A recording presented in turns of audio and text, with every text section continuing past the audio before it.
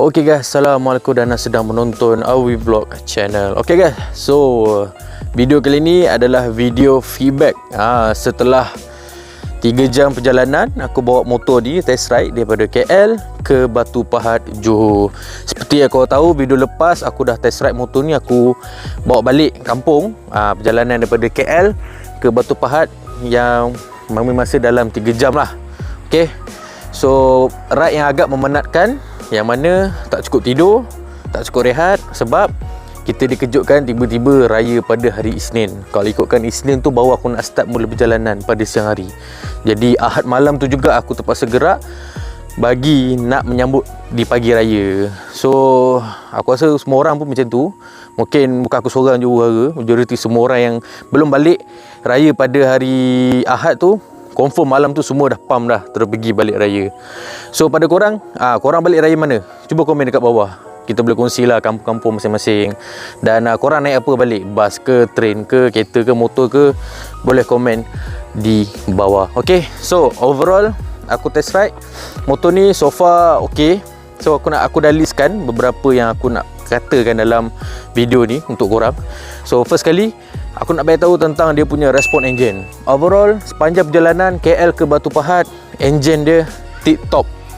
Kenapa aku kata tip-top? Sebab dia punya respon engine sangat smooth. Okay, daripada awal daripada aku berhenti sampailah motor ni top speed memang clean habis, pick up memang mencanak-canak, top speed pun agak stable.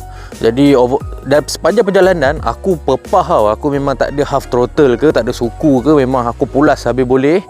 And then so far setakat ni tak ada apa-apa meragam.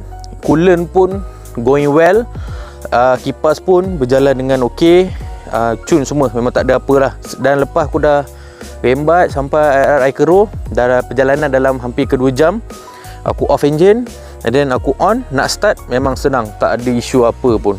Okay, so dari gearing pun memang smooth. Gear 1 sampai 6 memang tak ada masalah, tak ada isu.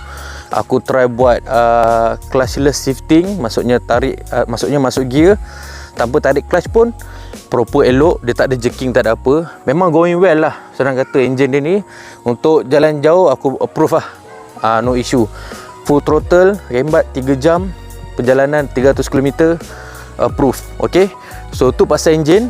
Okay, berkenaan dengan top speed pula. Top speed untuk motor ni, okay, gear 6 dia, aku boleh katakan kalau badan aku yang berat ni, yang hampir 130 kilo ni, kalau naik motor ni, RPM dia tergantung guys. Yang mana aku dah habis pulas, RPM dia akan bermain-main antara 8.5 hingga ke 9. Kalau jalan turun bukit, barulah dia boleh gain sampai ke cut off. Okay, kalau aku cucuk angin bas ke, cucuk angin something ke, baru dia boleh pergi ke 10. Maknanya sprocket standard ni kalau badan macam aku, dia RPM dia mati dekat 9 kalau tegak bawa macam biasa. So kat situ dia selamat lah untuk kita nak rembat motor tu, sebab tak over rev. Tetapi kalau korang yang ringan, mungkin bawah 100, 90, 80, mungkin motor ni over rev lah. So bila over rev, cara nak ngelak ke over rev tu, korang kena turunkan sprocket. Tapi untuk badan aku, kalau aku nak jejakkan cut off, aku kena naikkan sprocket. Daripada sprocket standard ni, kena naikkan lagi size supaya top speed tu boleh hentak max RPM. Dan bila RPM bermain dekat 8.5, 9, top speed tegak aku boleh dapat dalam 1.3 hingga ke 1.34. 1.28 dia main-main macam tu lah. Paling max aku dapat sepanjang aku bawa daripada KL ke Batu Pahat ni, aku dapat dalam 1.45. Tu tunduk makan, tu tunduk cucuk angin lah. So mungkin kalau korang rider ringan, mungkin boleh dapat silat-silat 1.45 tu tegak je kau boleh dapat, tak perlu nak tunduk pun. Okay, sebab engine dia dah kuat dah bagi aku. Tapi disebabkan macam aku cerita semalam, macam aku cerita video yang lepas, motor ni agak berat. Jadi aku yang naik ni pun berat, dia jadi 2 kali ganda berat. So bila dia jadi 2 kali ganda berat, engine tu agak terbeban sikit. Tapi kalau body engine ni ringan, mungkin boleh pergi lagi. Okay, so overall engine aku boleh katakan approve lah. Dan top speed pun macam aku cakap je lah, untuk badan besar kena setting sikit. Kalau badan ringan memang boleh rembat je. Dan pasal gearing motor ni juga aku nak tambahkan sikit. Kalau nak merembat motor ni, dia punya karakter motor ni daripada gear 1 lagi, korang dah kena rembat dia. Kalau korang tak rembat pada gear bawah, top speed dia agak menong. Ni aku dah uji kaji lah. Kira aku start rembat pada gear 4, top speed dia agak mengangar sikit nak pergi. Tapi kalau daripada gear 3, gear 2, kau tahu rembat zap, dia bersambung, memang TikTok memang cun. Pick up dia memang sedap gila. Nak motong bas, lori, memang motor ni terbaik. Contoh kalau gear 6 tu, jalan berbukit, dia agak tengangar sikit, korang drop gear 4 ataupun gear 5, korang pulas je memang terus boleh potong terus lori tanpa rasa segan. Okay, kira kalau naik genting ni, motor ni pun champion jugalah, sebab dia punya pick up dia pun piau agak ni. So another point pula, aku nak talk pasal riding position dia. Okay, riding position ni memang aku nak kongsi dengan korang lah. Mesti korang nak tahu motor ni best ke tidak riding position dia. Pendapat aku best, sebab untuk ketinggian badan aku yang 17, footrest dia tak membuatkan kaki aku lenguh. Dia going well, dia punya position ngam je dengan ketinggian aku. Dan keluasan seat untuk badan aku yang besar ngam. Okay, sini pun ada ruang lagi, so korang punya kerandut tu tak bersentuh sangat. Ini untuk badan aku yang besar tau. Kalau korang yang kecil mungkin memang tak sentuh lah tank ni. Lepas tu bila korang dah menunduk sikit pegang, memang selesa. Okay, daripada Gombak hingga ke area air keruh, aku tak ada rasa lenguh pun. Tapi dah masuk ke Tangkak sampai ke kampung aku, dah nak dekat tu, barulah rasa macam sengal-sengal sikit. So kau bayangkan daripada KL sampai ke Tangkak, simpang Tangkak tu tak lenguh, tak ada rasa apa langsung. Pinggul tak sakit, bontot tak kebas. Memang syok. Aku macam wish, aku kagum. Tapi lepas daripada Tangkak tu, aku dah start rasa punggung belah kanan dia dah kebas, kaki dah tak selesa. Tu je. Okay, walhal aku risau agak ni, sebab seat dia agak macam, dia spongy tapi dia solid. Tapi overall okey lah. So perjalanan dalam 2 jam lebih, motor ni bontot korang tak kebas. So Tangkak tu dah tak silap aku dah nak masuk ke 2 jam 45 minit, 2 jam setengah macam itulah perjalanan. Dia dah masuk ke situ dah. So overall aku rasa dari position okey. So kalau korang nak duduk tu, korang duduk, selesakan dulu keadaan korang. Korang nak shoot 200 kilo, no issue. Korang punya bontot tak kebas. So kalau lepas 200 tu korang rest, leg kejap. Contoh korang nak pergi Penang kan, pergi Penang ke Kelantan ke yang lebih 300-500 km, lepas 200 tu aku syaratkan kau relax lah, relax kan, santai, dan kau sambung, no issue punya. Okay, riding position untuk long ride approve. Okay, second last point adalah fuel consumption. So mesti kau nak tahu juga motor ni parak ke, jimat ke, minyak ke.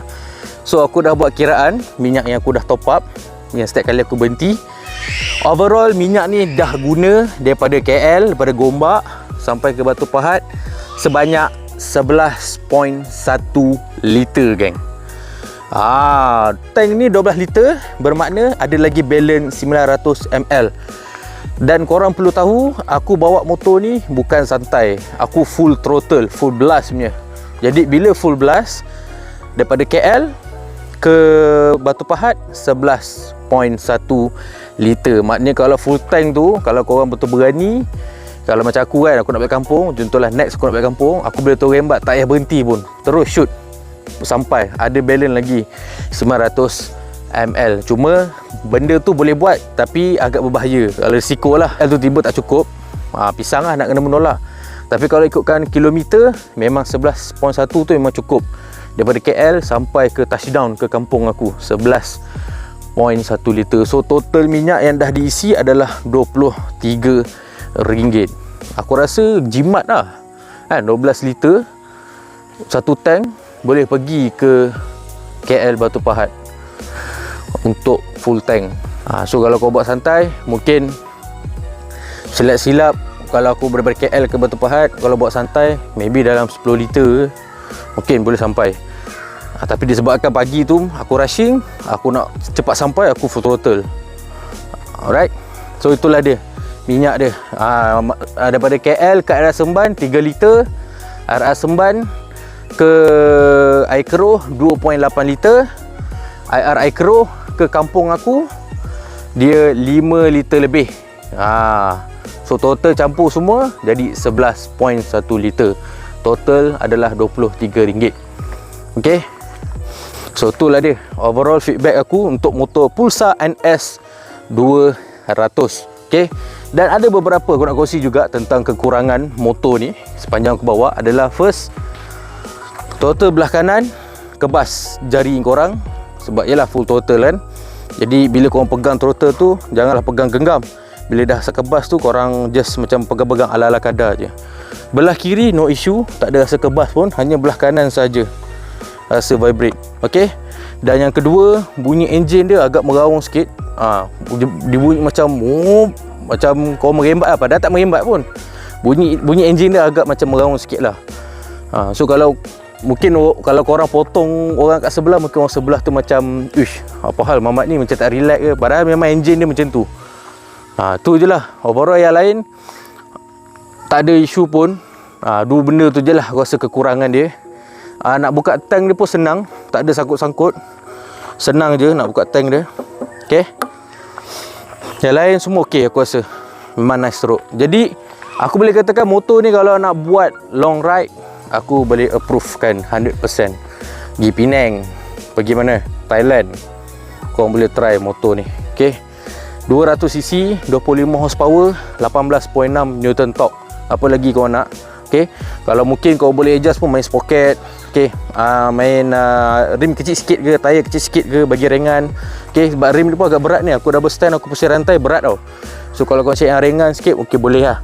Masuk isu racing, aku ada tengok dekat Shopee ada satu isu yang boleh tekan-tekan pun boleh, buang cut off. Aku rasa motor ni boleh go lagi. Masuk exhaust, ECU, kau hentak sampai RPM 12, memang best lah motor ni. Okay, so apa pendapat korang tentang Pulsar NS 200? Adakah yang tengok video aku ni adalah user NS ataupun yang masih menanti aku full review motor ni? Cuba komen dekat bawah. Okay, so sekarang ni pun dah senja, dah petang, dan ini pun dah hari raya yang ketiga. So aku nak habiskan video ni lah. Okay, by the way aku nak ucapkan selamat hari raya gang kepada semua yang tengok video aku ni. Terima kasih tak terhingga pada korang yang non-stop support aku daripada awal sampai akhir. Andai kata aku ada salah cakap sepanjang vlogging aku ampun maaf. Pada hujung rambut sampai ke hujung kaki. Salam kosong-kosong dan selamat Hari Raya Mengejut 2022. Okay, so macam biasa jangan lupa like, komen dan subscribe. Terima kasih kerana menonton. Assalamualaikum.